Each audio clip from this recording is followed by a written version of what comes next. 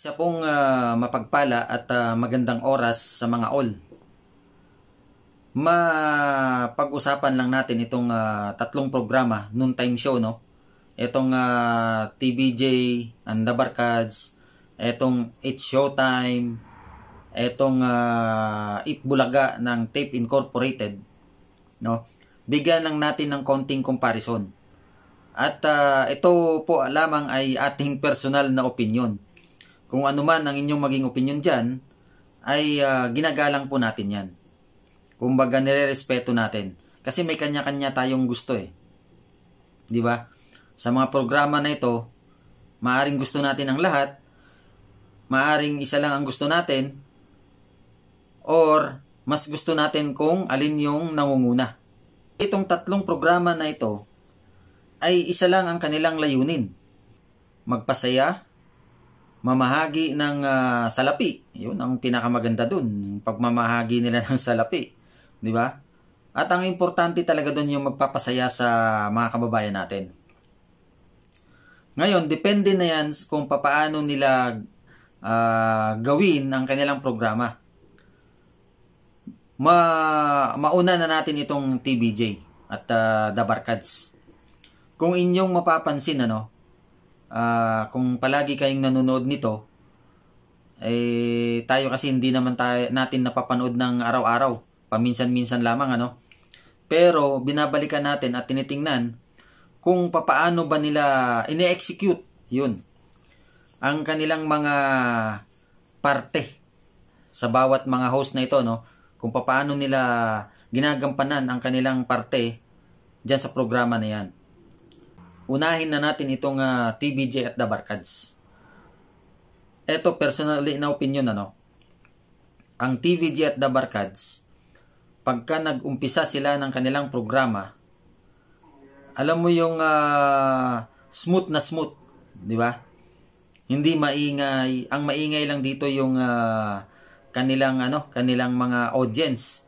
Ibig sabihin, magaling ang kanilang floor director, di ba? Hindi sila nag-aagawan ng eksena, may respeto sa bawat host ng kanilang programa. Pagka nagsasalita ang isa, hindi mo na magsasalita ang isa, depende na lang kung kailangan siyang pumasok, kumbaga. Yan ang maganda dyan sa TVJ. At kung mapapansin nyo, hanggang sa matapos ang kanilang programa, ay makikita mo yan na maganda ang kanilang respeto sa bawat host, Ngayon, puntahan natin ang It's Showtime.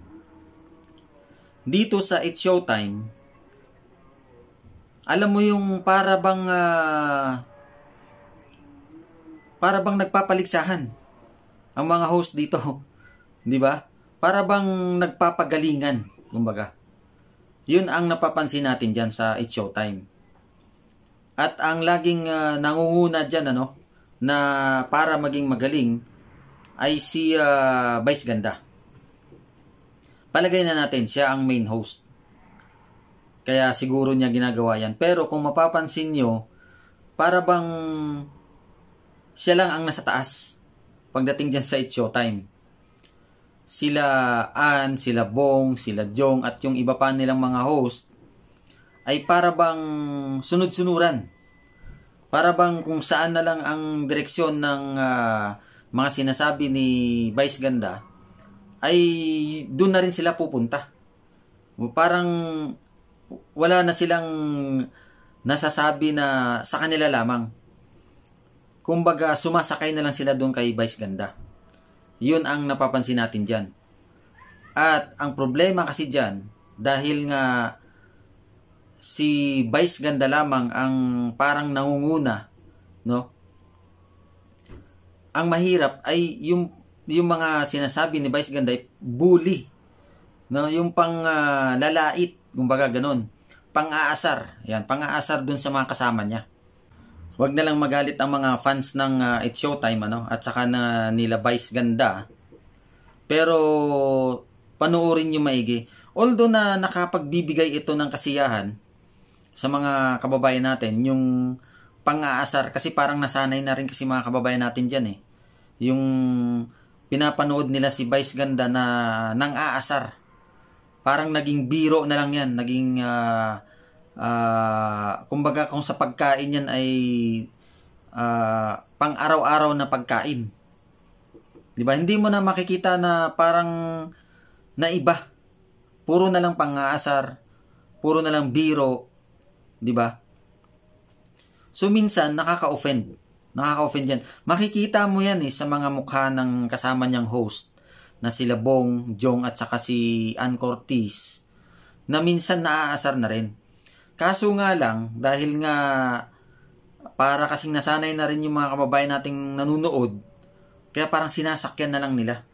Pero kung tutuusin, ay hindi na maganda eh. Hindi na maganda pakinggan lagi yung mga asaran na ganyan, di ba? Kasi minsan, below the belt na yung mga pang-asar ni Vice Ganda. Yun ang napapansin natin dyan. So parang paligsahan. Etong si Vice Ganda, ayaw niyang masapawan. Yan, masapawan ng kanyang mga kasama. Gusto niya siya lagi. Siya lagi ang bida, kumbaga. Yun ang nangyayari sa It's Showtime. Puntahan natin itong Itbulaga ng Tape Incorporated. Itong Itbulaga ng Tape Incorporated, masaya naman, masaya. Kaso ang problema dito, no, yung pasok pa lang nila, magulo, maingay, sobrang ingay. Kumbaga, hindi mo na mapapansin kung ano ba nangyayari. Di ba?